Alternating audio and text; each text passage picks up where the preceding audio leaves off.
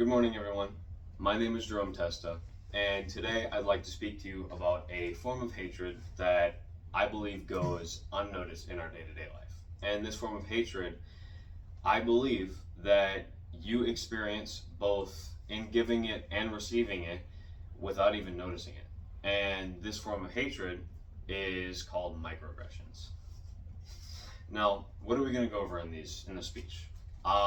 According to the Brewer MB Psychological Journal, there are 3 different ways of going about microaggressions. It starts with recognition, recognizing what microaggressions are, being able to recognize other people when they commit acts of microaggression, and overall, and the overall impact. The impact, like how does the microaggression afflict you? What can it do to you psychologically, physically, socially? And finally, the solutions. What can you do to counteract these microaggressions? What can you do against them? And so, let's begin. Well, let's start with recognizing microaggressions. What can you do to recognize them? Well, microaggressions can show up in many, many different ways. One of the primary ways is verbally. Like, for example, if you say to someone, "You're so articulate," like, that in itself doesn't sound that bad, but the words "you're so articulate" could almost imply surprise that someone of a certain demographic or a certain phenotype could be as articulate or well speaking as themselves. And that in itself could be or is a microaggression. Additionally, it can be in behavior. Like, imagine a scenario, you're in an elevator and someone walks into this elevator and you clutch your purse, you clutch your bag. That in itself is a behavioral microaggression that can affect that person as well.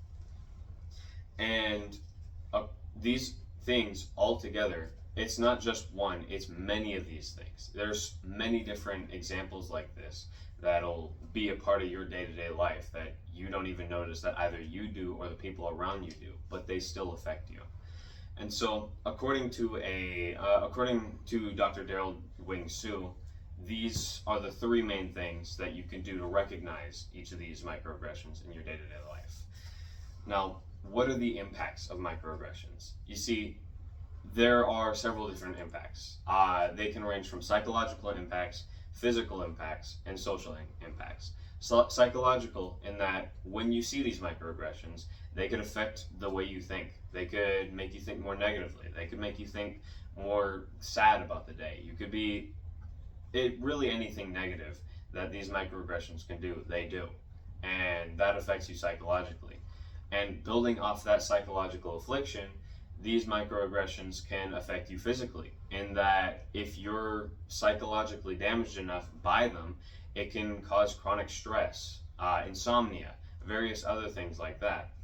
And finally, they can affect you socially. They can affect the way you treat different people of different demographics. If you are affected by these microaggressions by certain people of certain demographics, it can have you have prejudice. It can have you treat people of those demographics differently, in turn repaying them with the same microaggressions they gave you, just essentially repeating the problem.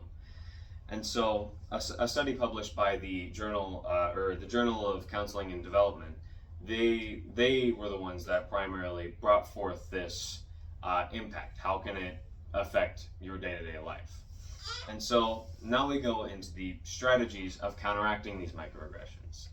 Well, how do you counteract them? What can you do to go against them? There are actually several things that you can do. One of the best ones is self-reflection, constantly examining yourself, what you do, how you do it. And if you examine yourself enough, you'll be able to catch those microaggressions before you can let them slip out, preventing you from putting them on other people. And additionally, you can do active listening and empathy. If you actively listen to other people, you can notice the microaggressions that they supply to other people. And that's where you get into speaking up and intervening. If you notice microaggressions in other people, and if you notice things like that in other people, you can speak up to them. You can let them know what microaggressions are and how they can affect people. And with that, you can find another person and help them learn how to combat these.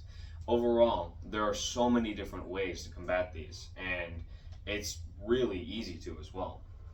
And really, just by intervening these strategies, we can dismantle them entirely, creating a environment that's safe for pretty much everybody. Now, as a review, what have we gone over?